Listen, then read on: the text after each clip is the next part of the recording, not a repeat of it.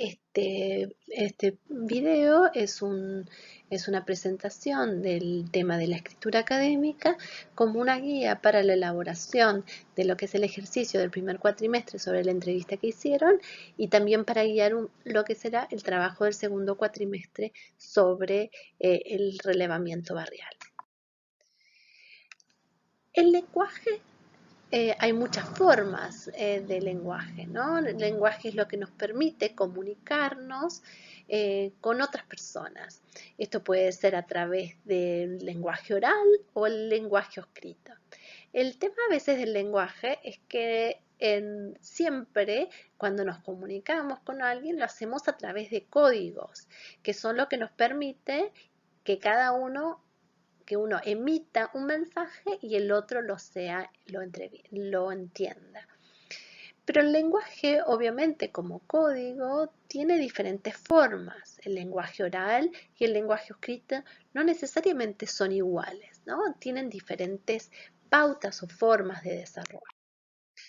Por ejemplo, nos comunicamos de la misma manera, utilizamos el mismo lenguaje en la mesa con la familia de mi novia, por ejemplo, me van a presentar, o en una entrevista de trabajo, o tomando unos mates con unas amigas, o con el profesor en la universidad.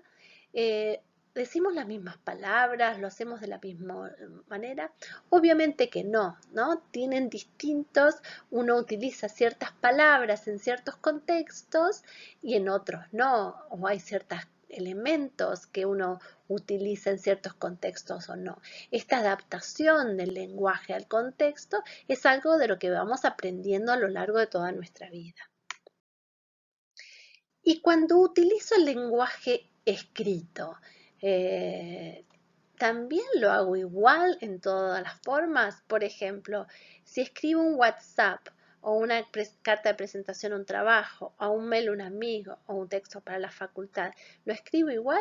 No, obviamente no. Hay cosas, por ejemplo, en el WhatsApp, que la utilización de los signos de interrogación o las puntuaciones, los jóvenes hacen un montón de mensajitos más cortitos, por ahí los mayores hacemos textos más largos, más parecidos a una carta.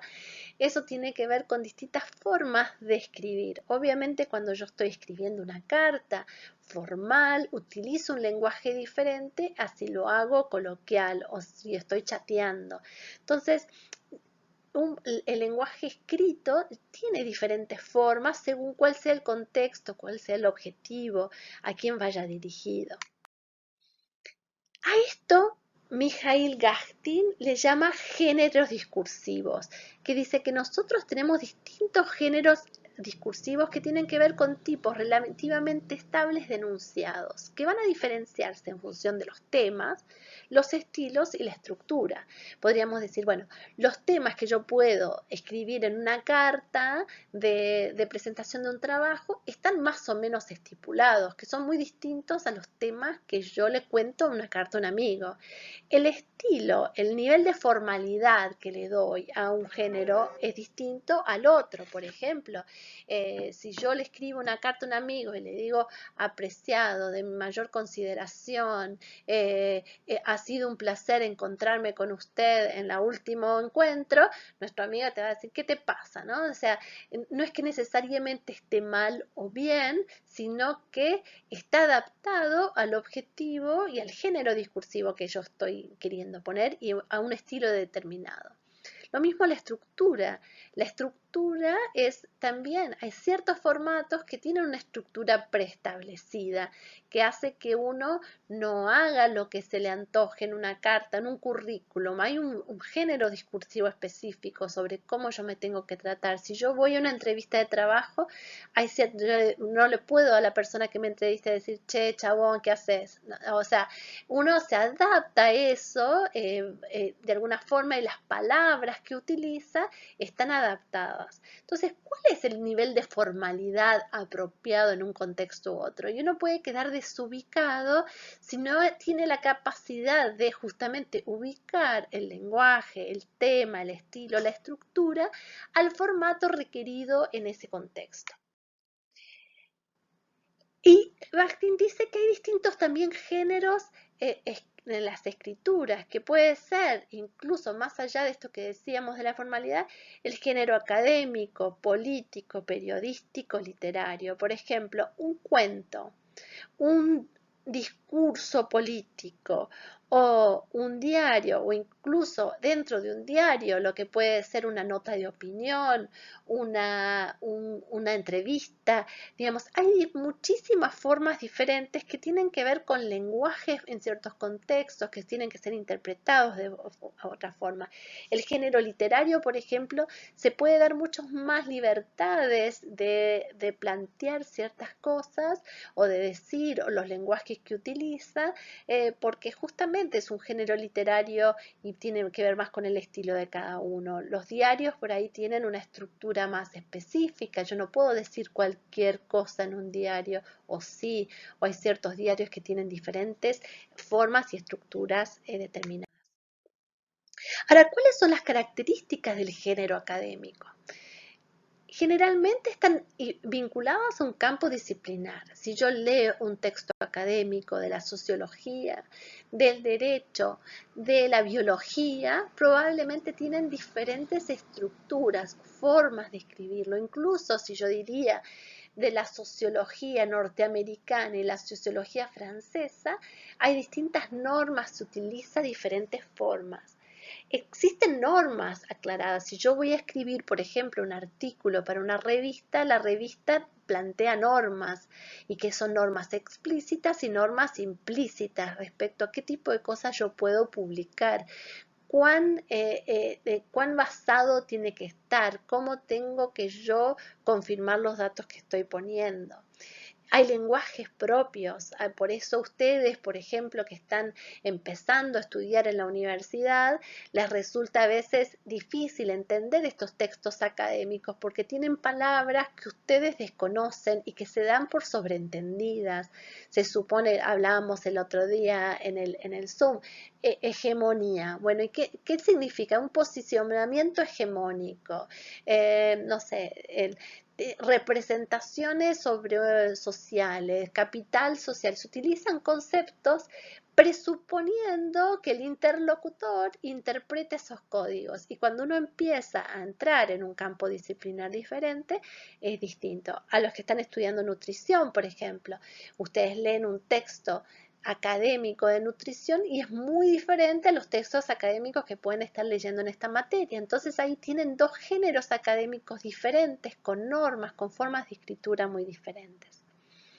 Y uno de los elementos, y generalmente son lenguajes formales que buscan una cierta objetividad, o sea, después veremos que la objetividad no existe, en que siempre hay posicionamientos, ¿no? Pero buscan una cierta objetividad y generalmente, por ejemplo, hay ciertas cosas que en un texto, en un parcial yo no puedo poner, ¿no? O sea, cosas más coloquiales o lenguaje, o sea, como decíamos antes, yo no escribo un parcial igual que como escribo un WhatsApp, ¿no? O sea, utilizo diferentes lenguajes, diferentes formas, diferentes estructuras porque yo me adapto a la forma de escribir un parcial y por eso con algunos de ustedes hablábamos que también es un arte ir aprendiendo a escribir un parcial. Yo puedo contar anécdotas personales en un parcial y a veces sí, a veces no. ¿Cómo las cuento? ¿De qué manera? Digamos, todas esas cosas son cosas que ¿qué significa el lenguaje formal? Y no, algunos pueden estar mucho más acostumbrados al lenguaje formal quizás porque han leído más, pero hay otros que les cuesta mucho más porque su lenguaje tiene que ver más con lo coloquial, con lo cotidiano. Y uno de los elementos centrales del género académico que utilizan la intertextualidad, diálogo entre textos. Y esto es un elemento central que lo vamos a explicar a continuación. ¿Cuáles son las funciones de la intertextualidad? Y podemos hablar de 4 formas que en el texto académico se da de esta intertextualidad.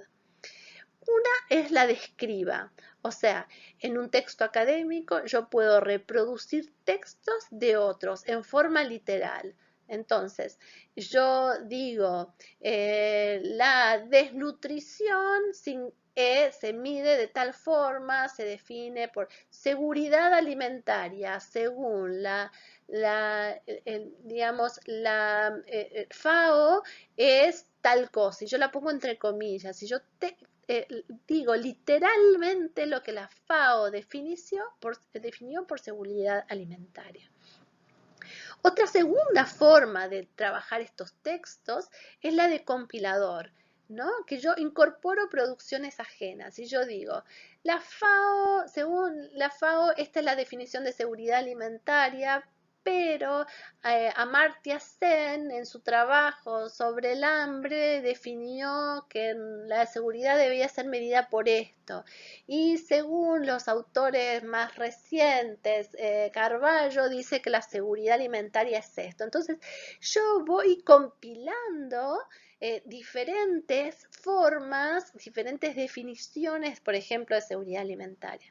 Yo también puedo ser comentador y decir, la definición de la FAO de 1950 ha cambiado a lo largo del tiempo. Entonces la definición de 1950 es esta, en la actualidad es esta. Como podemos ver, la definición de la FAO en tal momento es distinta a esta. Entonces yo en el texto académico siempre estoy trayendo otras producciones de otros. Yo no estoy nunca en un texto académico escribiendo de la nada frente a algo de lo cual no se sabe absolutamente nada. Yo traigo a este escrito producciones de otros y los hago dialogar en mi texto. Ahora, yo soy el que tengo el liderazgo del texto, entonces soy yo el que traigo esos textos, los comento y mi trabajo académico no puede ser una mera compilación donde yo voy sumando, pongo todas las definiciones de seguridad alimentaria y listo. No, yo tengo que analizarlas, hacerlas dialogar, ponerlas literal algunas. Por lo tanto, la cuarta es también importante, donde yo también, una función de la intelectualidad es escritor, desarrollar sus ideas propias y confirmar o refutar otras. Yo puedo decir, yo me adhiero mucho más a la definición de la FAO porque asumo y para este trabajo tomaré esto o quiero en este trabajo demostrar que no, esta definición no es la correcta porque no toma en cuenta este elemento que para mí es importante.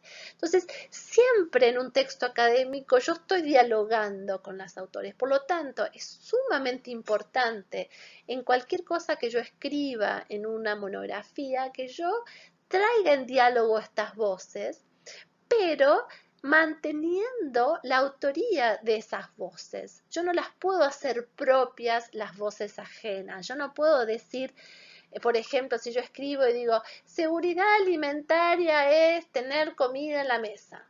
No, o sea, ¿quién lo está diciendo? ¿Lo estoy diciendo yo, Brenda Pereira? ¿Quién soy yo para redefinir una definición que está súper definida? Entonces, eh, yo, y si yo traigo la definición de la FAO, le tengo que decir al autor a quién estoy trayendo. Por lo tanto, el tema de las voces en esta intertextualidad es sumamente importante. Ahora, ¿cómo hago yo para mantener esas voces? ¿No? Yo tengo que decir quién lo dijo, cuándo lo dijo, en qué contexto lo dijo. Entonces, si yo pongo la definición de la FAO, y no pongo el año, estoy cometiendo un error porque la definición de la FAO de seguridad alimentaria ha cambiado mucho a lo largo del tiempo. Entonces, yo tengo que decir la definición de la FAO de cuándo, de 1965 o de 2019. Entonces, si yo digo algo, es muy importante que en eso identifico yo las voces y lo digo quién lo dijo o en qué contexto. Por ejemplo, si yo tengo esta frase, a partir de coronavirus se duplicó la pobreza, ¿sí? Y yo la pongo en mi texto. Ahora, ¿quién lo dijo? Ah, ¿es lo mismo si me lo dijo el verdulero de la esquina? ¿O lo dijo el Observatorio de la Pobreza de la UCA? ¿O lo dijo el INDEC?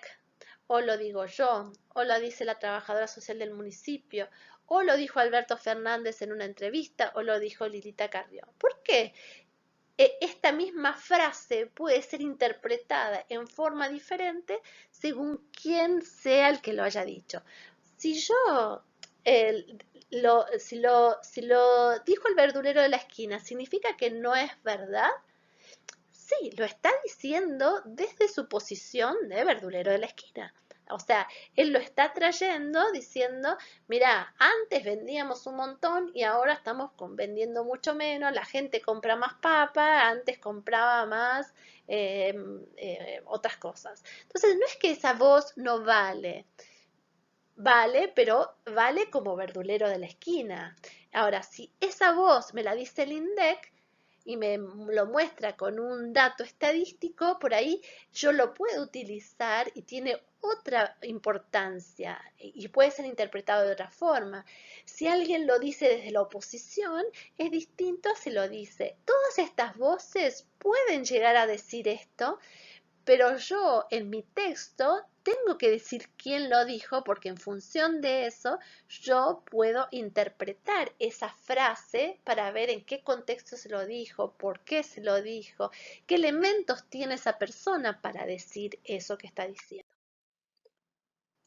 Y obviamente hay algunas personas que tienen más autoridad para decir algunas cosas que otras, eh, y lo dicen desde lugares diferentes y lo dicen con agendas diferentes. Y yo tengo que, si por ejemplo yo digo en mi trabajo, el verdulero me dijo que aumentó la pobreza en el barrio, yo no es que eso diga, ah, no, el verdulero no es quien para decir, pero según el verdulero del barrio, aumentó la pobreza. Entonces yo ya le estoy diciendo al autor según quién. O si yo cito una frase, aumentó la pobreza a partir del coronavirus y pongo que es entrevista realizada a Alberto Fernández, no sé. Entonces eso me permite a mí interpretar esa frase de forma diferente. Ahora, una de las formas que yo tengo para marcar estas voces es la cita. Por lo tanto, en el texto académico es fundamental la cita. ¿Quién lo dijo? ¿En qué contexto lo dijo? Vamos a ir viendo un poco más cómo se cita. Vamos a ver en otro video que les vamos a subir también, vamos a ir viendo un texto académico y vamos a ir viendo cómo ese texto académico fue citando o fue utilizando esas citas a lo largo de su texto. Ahora, dentro de los textos académicos, yo puedo tener diferentes fuentes. En este trabajo primero, que era el de la entrevista, nosotros no le estamos pidiendo que utilicen muchas fuentes, pero sí las van a tener que usar para el trabajo en el segundo cuatrimestre. Una de las fuentes importantes de información son las revistas académicas. ¿Qué son las revistas académicas? Cada disciplina publica revistas en diferentes años que en esas revistas se publican las investigaciones científicas y tienen generalmente ciertas normativas. Entonces, las revistas académicas tienen muchas veces evaluadores pares, por lo tanto es una fuente muy importante de información disciplinar y probablemente una de las fuentes más importantes para construcción de información disciplinar. Y hay muchísimas revistas académicas en trabajo social, en nutrición, en enfermería, en salud mental, en seguridad. Hay muchas revistas académicas y sin lugar a dudas es un recurso importante. Otro son las ponencias en congresos, ¿no? Todas las disciplinas tienen congresos y muchos de los autores que publican en esos congresos presentan ponencias orales y muchas veces escritas. Esas ponencias son publicadas muchas veces por anuarios o ciertas publicaciones que pueden transformarse en libro o si no se publican online. Entonces uno encuentra el título, un resumen y generalmente dice ponencia realizada en tal fecha, en tal lugar. Eso también es una producción académica muy importante. Libros de compilación de autores. Nosotros vamos a ver en este cuatrimestre varios artículos de este libro, que es El Gran Buenos Aires, ¿no? Entonces, lo que ustedes van a ver es que dentro de este libro, si ustedes van al índice, cada capítulo tiene distinto autor. Entonces, yo en este caso voy a ir citando el autor del capítulo, pero también voy a contar sobre el libro. Entonces hay una forma de citado especial cuando yo cito a un autor de una compilación, ¿no? Que se llaman. A veces se llama compilador, o si ustedes ven acá, dice Gabriel Kessler, compilador. A veces se llama editor también. ¿Qué significa? Que Gabriel Kessler no escribió todo este libro. Él se encargó de organizar esa producción, de seleccionar quienes iban a publicarle, darle ciertas normativas, revisar los textos, etcétera.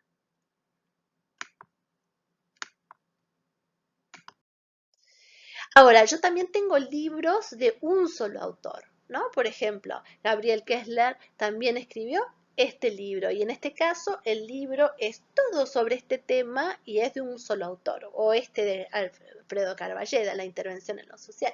Entonces, este es un libro académico que no es una novela, que es distinto a una ficción o en la literatura, es un texto académico donde sigue las pautas académicas, pero todo el libro es sobre un mismo tema y tiene una misma autoría. Después hay muchas otras formas de textos académicos, por ejemplo, informes de investigación, informes de organismos internacionales. Acá vemos, por ejemplo, un informe de seguridad alimentaria y nutrición en el mundo de la FAO, apuntes de cátedra, leyes. Hay distintas formas de textos que pueden ser utilizados y citados en los textos académicos.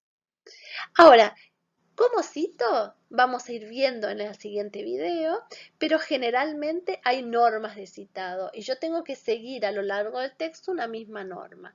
Una de las normas más famosas y conocidas se le llama la norma APA, que ustedes van a ver y lo vamos a ver en el análisis del texto, es cuando se utiliza el apellido del autor y la fecha de publicación entre paréntesis, ¿sí? Esa es una norma.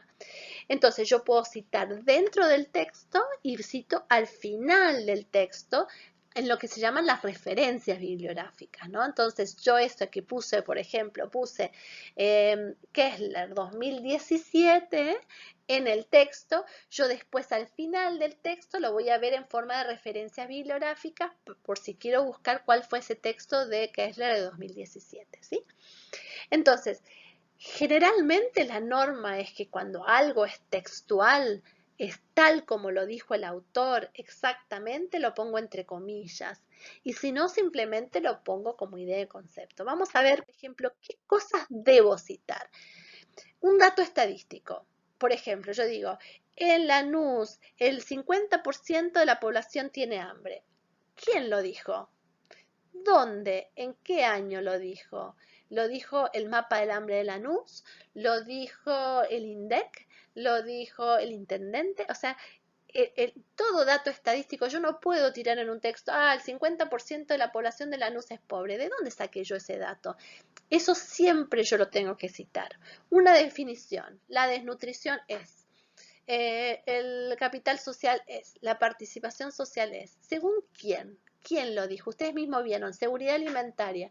Pueden haber una definición, pueden haber 45 definiciones de seguridad alimentaria, dependiendo de quién sea el autor que lo haya dicho. Quizás seguridad alimentaria no es el mejor ejemplo, pero si uno piensa, por ejemplo, hegemonía.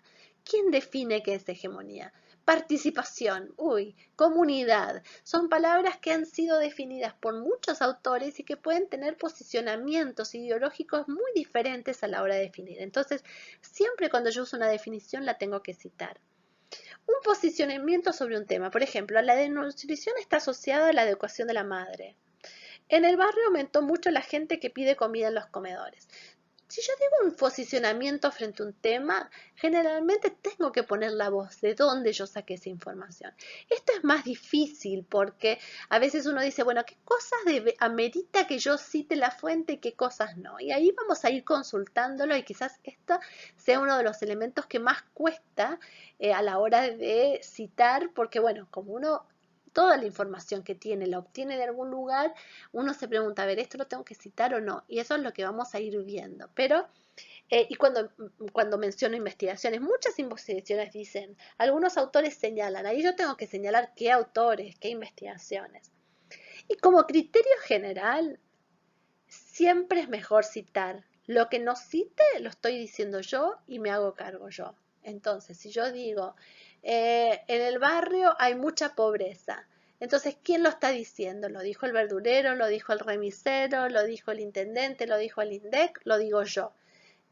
Y si lo digo yo, quizás lo explicito, digo, después que estuve en mi barrio, tengo la sensación, me dio la sensación de que ha aumentado la pobreza porque veo más cartelitos de gente pidiendo trabajo, porque cuando en el comedor, cuando le pregunté, aumentó la gente que va. O sea, yo lo que no cito me estoy haciendo cargo yo, y cuando me hago cargo yo es mejor decirlo según mi punto de vista, según nuestro punto de vista, lo que nos parece, ¿no? Entonces, en eso vamos diferenciando las voces y vamos haciendo dialogar en el texto las distintas voces.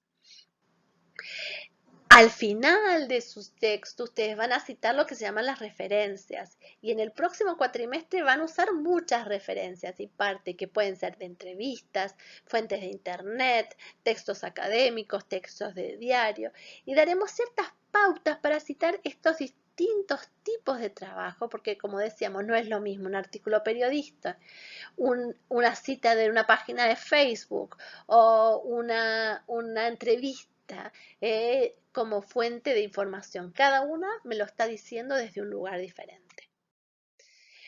Entonces ahora los invito a ver el segundo video que tiene que ver con análisis de uno de los textos que vamos a ver en el segundo cuatrimestre, en este cuatrimestre, para ir viendo un poco, ir aplicando todo lo que estuvimos viendo hasta ahora.